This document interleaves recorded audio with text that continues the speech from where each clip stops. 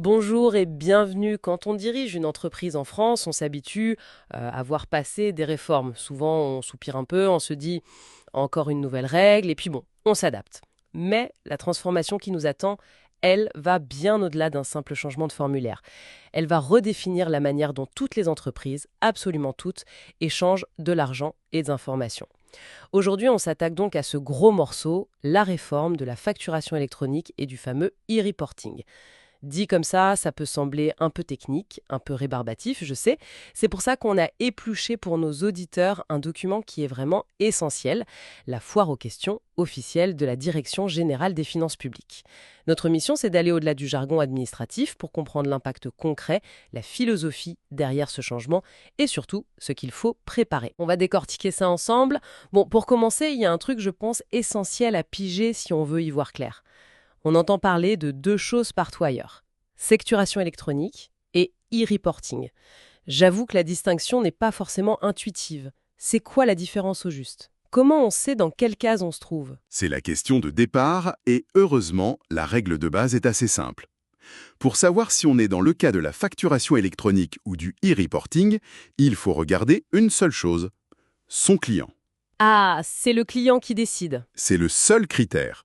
Premier scénario le plus courant pour beaucoup d'entreprises, on vend un produit ou un service à une autre entreprise, une entreprise assujettie à la TVA et qui est installée en France. C'est ce qu'on appelle le B2B domestique. Là, c'est simple, l'opération tombe sous le coup de l'obligation de facturation électronique. Et ça veut dire quoi concrètement, facturation électronique dans ce nouveau monde? Ça veut dire que la facture ne peut plus être un simple PDF envoyé par mail. Elle doit obligatoirement être émise via une plateforme numérique spécifique qui sera agréée par l'État. Et cette plateforme, elle va faire deux choses. Elle enverra la facture à la plateforme du client pour qu'il la reçoive, et au passage, elle extraira les données fiscales clés pour les transmettre à l'administration. D'accord. Donc c'est un circuit fermé et sécurisé. Exactement. Ok, donc B2B en France, c'est le circuit complet via les plateformes. Et le e-reporting alors, c'est quoi? Le e-reporting, c'est pour tout le reste. C'est-à-dire quand on vend à un client particulier, ce qu'on appelle le B2C, ou alors quand on vend à une entreprise qui est à l'étranger. Peu importe que ce soit dans l'UE ou hors de l'UE. Peu importe. Dans ces cas-là, on n'est pas obligé d'émettre une facture électronique au sens strict du terme. Par contre, on a l'obligation de transmettre périodiquement à l'administration un résumé des données de ces transactions. On rapporte l'information, d'où le nom e-reporting. Donc si je résume pour que ce soit bien clair, si je vends à une autre boîte en France, l'État regarde la transaction en quasi-temps réel via la plateforme. Si je vends à Madame Michu ou à une entreprise en Allemagne, je dois juste envoyer un rapport périodique à l'État. C'est bien ça. C'est exactement ça. La distinction est fondamentale. Et il y a un dernier point important. Tout ce système ne concerne que les opérations qui sont dans le champ de la TVA. Ah oui. Une indemnité d'assurance, par exemple, qui est hors champ TVA, n'est concernée ni par la facturation électronique, ni par le e-reporting. D'accord, donc si une activité n'est même pas dans le radar de la TVA, elle n'est pas concernée du tout. Un médecin libéral, par exemple, il est tranquille. C'est là qu'il y a une nuance capitale, et la documentation est très claire là-dessus. Pour les factures qu'il émet à ses patients, effectivement, il est hors du dispositif. Mais en tant qu'entreprise, ce médecin a des fournisseurs. Il achète du matériel, il paie un loyer, Bien sûr. et ses fournisseurs, eux, vont lui envoyer des factures électroniques.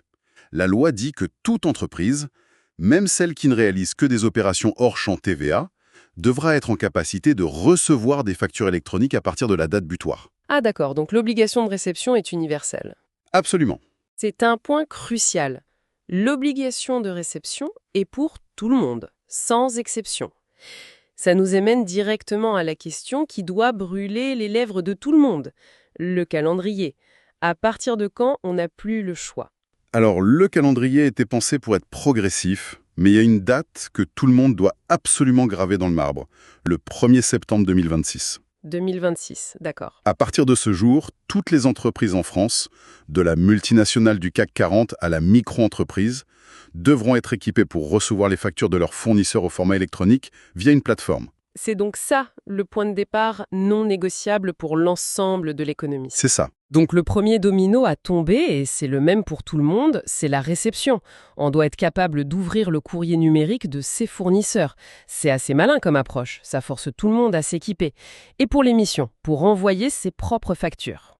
Pour l'émission, le calendrier dépend de la taille de l'entreprise.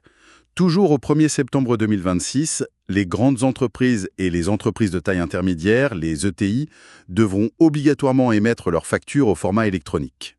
D'accord, donc elles ont l'obligation de réception et d'émission en même temps. En même temps. En revanche, les PME et les TPE bénéficient d'un sursis d'1 an.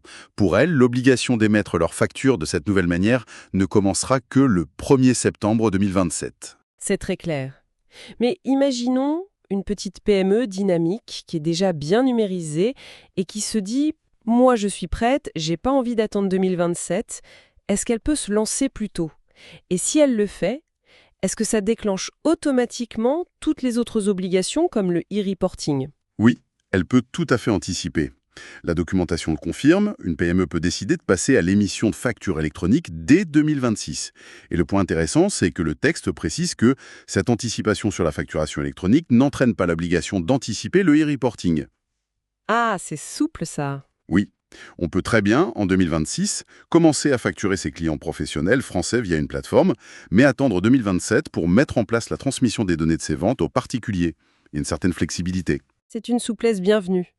Justement, être capable de recevoir ou prêt à émettre, ça veut dire quoi concrètement? J'imagine que c'est là qu'interviennent ces fameuses plateformes agréées dont tout le monde parle. C'est le cœur du réacteur. Tout va passer par elle. Ce qu'il faut comprendre, c'est qu'on ne pourra pas se connecter directement à la plateforme de l'État. Chaque entreprise devra choisir un ou plusieurs intermédiaires, des plateformes de dématérialisation partenaires, les PDP, ou utiliser le portail public de facturation, Chorus Pro. Le choix est libre.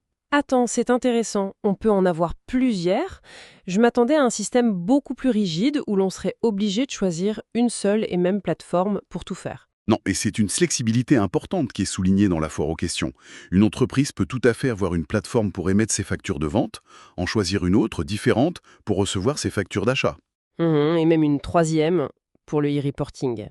Et même une troisième pour gérer son e-reporting si elle le souhaite. C'est un choix de gestion interne. Mais ces plateformes, on doit s'attendre à quoi? Est-ce que ce sont des nouveaux logiciels qu'il faudra acheter en plus? Ou est-ce que les solutions de compta qu'on utilise déjà comme Sage, Cegid, Pennylen ou autres vont simplement se mettre à jour pour devenir agréées? Les deux modèles vont probablement coexister.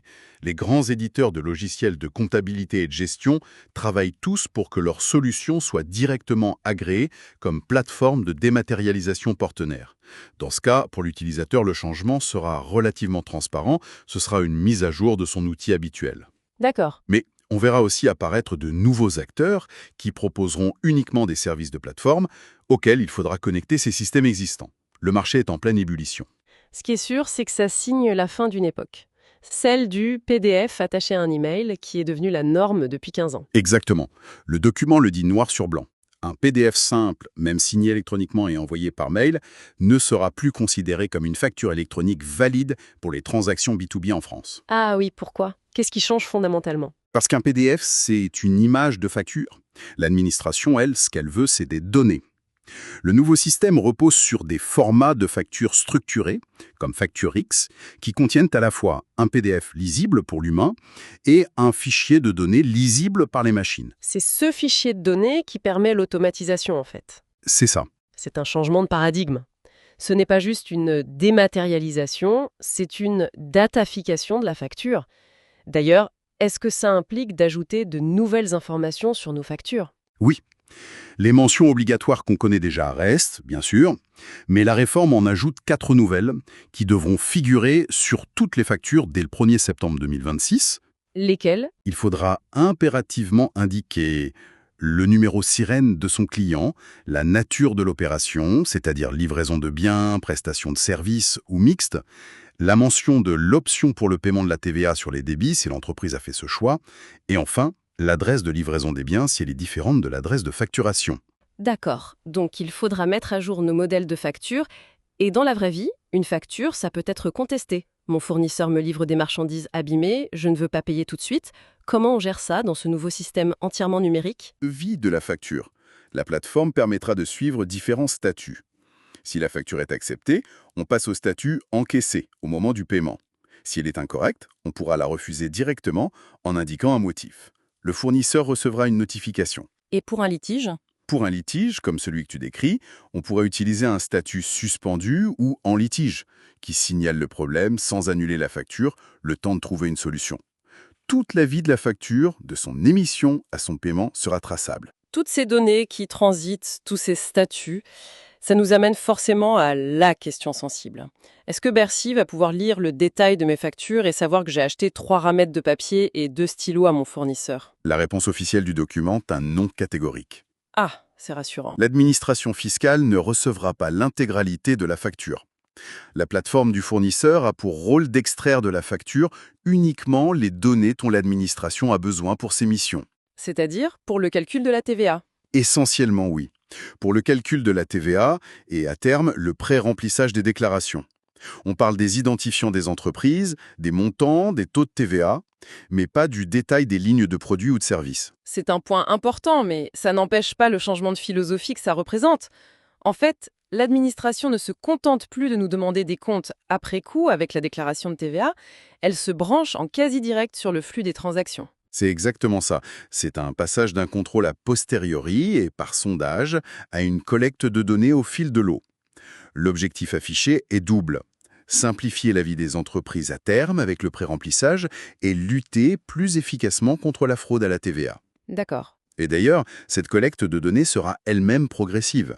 En 2026, la plateforme extraira 26 données obligatoires. En 2027, on passera à 34 données un peu plus détaillées. Revenons un instant au e-reporting. Pour les ventes aux particuliers ou à l'étranger, la transmission des infos, c'est aussi en temps réel, à chaque transaction? Non, et c'est une autre différence majeure avec la facturation électronique. Pour le e-reporting, la transmission est périodique. La fréquence exacte dépend du régime d'imposition à la TVA de l'entreprise. Pour la plupart, ce sera une transmission mensuelle qui regroupera toutes les transactions de la période. La foire aux questions parle aussi d'une obligation de transmettre des données de paiement. Ça concerne qui et pourquoi? Cela concerne principalement les entreprises qui vendent des prestations de services. Ah, à cause de l'exigibilité à l'encaissement. Précisément. Pour les services, la TVA n'est due qu'au moment de l'encaissement du paiement, pas au moment de l'émission de la facture. L'administration a donc besoin de savoir quand la facture a été réellement payée pour calculer la TVA collectée. C'est le fournisseur, celui qui reçoit l'argent, qui devra déclarer via sa plateforme « La facture numéro X a été encaissée telle date pour tel montant C'est logique. Pour la déclaration de TVA pré-remplie, c'est une information cruciale. ». C'est indispensable. Il nous reste un dernier acteur à aborder, et pas des moindres, le secteur public. Les mairies, les hôpitaux, l'État. Ils jouent le jeu aussi. Comment ça va s'articuler avec leur propre système, Chorus Pro, que beaucoup d'entreprises connaissent déjà? Oui, le secteur public est non seulement concerné, mais il est en quelque sorte précurseur. C'est vrai, hein? Il impose déjà la facturation électronique via son portail Chorus Pro depuis plusieurs années. La réforme va en fait aligner les règles du jeu. À partir de septembre 2026, les factures à destination du secteur public devront respecter les mêmes formats et contenir les mêmes données que les factures du secteur privé. Donc Chorus Pro devient juste la plateforme par défaut de l'État. C'est ça. Chorus Pro devient la plateforme par défaut de toutes les entités publiques. Et pour une entreprise qui a l'habitude de travailler avec l'État, ça va changer quoi du coup? Elle devra utiliser sa propre plateforme pour parler à Chorus Pro. À terme, oui. L'objectif est qu'une entreprise puisse utiliser sa plateforme unique pour facturer tous ses clients, qu'ils soient privés ou publics. Sa plateforme se chargera de traduire et d'envoyer la facture à Chorus Pro. Mais pour ne pas brusquer les choses, la documentation explique qu'une période de transition est prévue. C'est-à-dire? Les entreprises pourront, pendant un temps, continuer à déposer leurs factures sur Chorus Pro comme elles le font aujourd'hui, le temps que tout l'écosystème soit mature. C'est une approche assez pragmatique. On arrive au bout de notre analyse. Si on devait synthétiser, on a une réforme qui repose sur 2 piliers, la facturation électronique pour le B2B français et le e-reporting pour tout le reste. La date clé absolue, c'est le 1er septembre 2026, où tout le monde, sans exception, devra être capable de recevoir une facture électronique.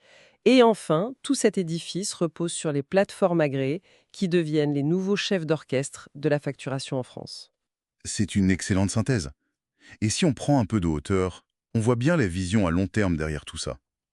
L'objectif est de créer un langage commun, un réseau unique par lequel transiteront toutes les factures.